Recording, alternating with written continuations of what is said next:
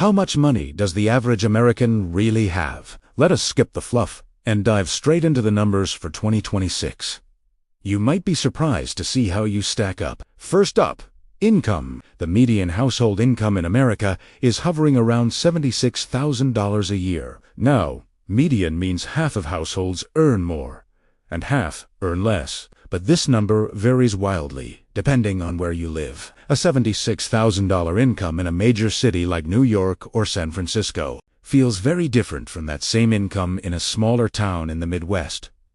And what about age? People in their prime earning years, say 45 to 54, pull in the highest median income, often over $100,000. Meanwhile, younger folks under 25 are typically starting out with a median income closer to $50,000. So, when you hear that average number, remember it's just a starting point. Your personal situation, your location, your age, and your industry can paint a completely different picture. Okay, so that's what people are making.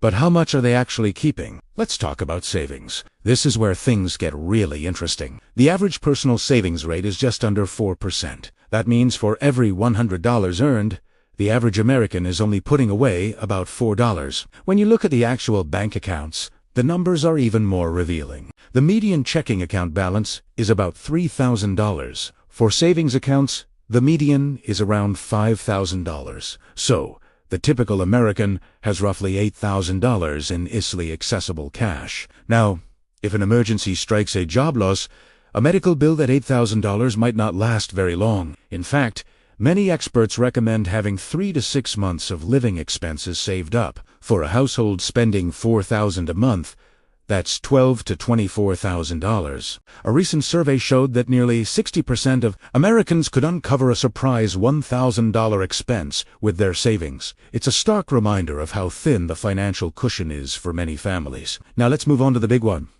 debt. It's a huge part of the American financial story. The total household debt in the U.S. is over $17 trillion. Yes, trillion with a T.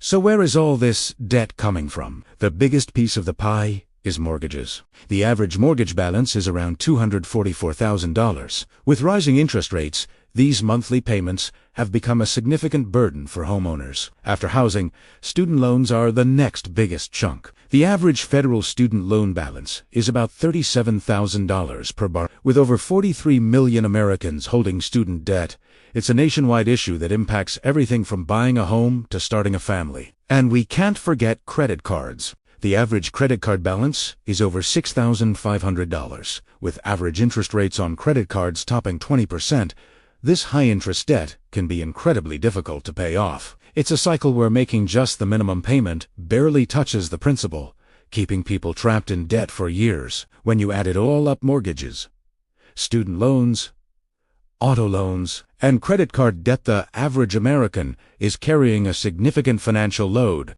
So we've covered income, savings, and debt. What about the long game?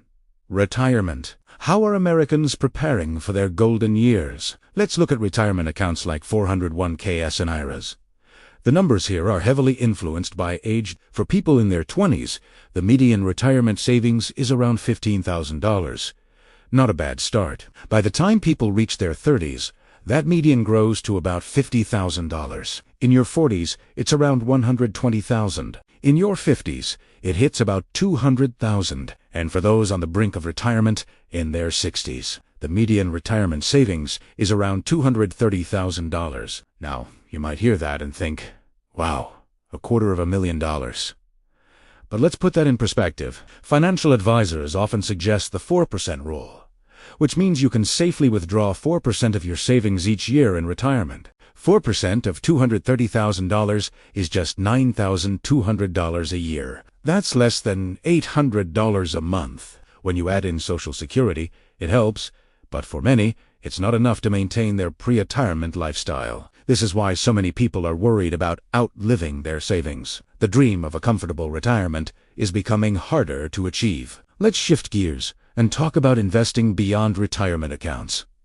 What about the stock market? About 61% of Americans own stocks, either directly or through funds and retirement accounts. This is an increase from a decade ago, largely thanks to the rise of commission-free trading apps that have made investing more accessible. For those who do invest, the median value of their stock holdings is around $50,000. However, this is another area where wealth is highly concentrated. The top 10% of households own over 89% of all stocks. So while more people are getting into the market, the vast majority of the wealth is still held by a small number of very affluent individuals. This concentration of wealth is a major theme in the American economy. The net worth of the top 1% is staggering, often in the tens of millions, while the bottom 50% of households hold just a tiny fraction of the nation's wealth.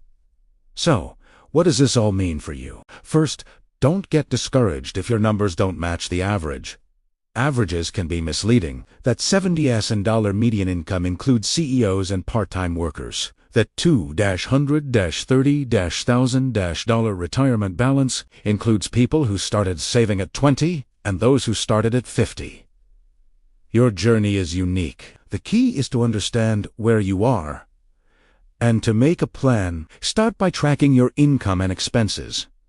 Creating a budget isn't about restriction. It's about empowerment. It tells your money where to go instead of wondering where it went. Once you have a handle on your cash flow, focus on building an emergency fund. Aim for that 3 to 6 months of living expenses. It's your financial safety net. Next, tackle high-interest debt. That credit card with a 22% APR is an emergency. Make a plan to pay it off as aggressively as you can. Two popular methods are the debt snowball, where you pay off the smallest debts first for quick wins, and the debt avalanche, where you tackle the highest interest debts first to save the most money. Choose the one that motivates you. And don't forget to invest for your future. Even if you can only start with a small amount, consistency is key. Take advantage of employer-sponsored retirement plans, like a 401k, especially if they offer a match. That's free money. Compounding is the most powerful force in finance, but it needs time to work its magic. The earlier you start, the better. And finally, remember that financial literacy is a skill. It's not something you're born with. Read books, listen to podcasts, watch videos like this one. The more you learn, the more confident you'll become in making smart money decisions. The numbers we've talked about today are just a snapshot. They don't define your potential. Your financial future isn't written in stone. It's a story that you get to write, one decision at a time. So, how do you compare to the average American? More importantly, what steps will you take today to build a better financial future for yourself? Thanks for watching. If you found this helpful, give it a like and subscribe for more content to help you master your money. See you in the next one.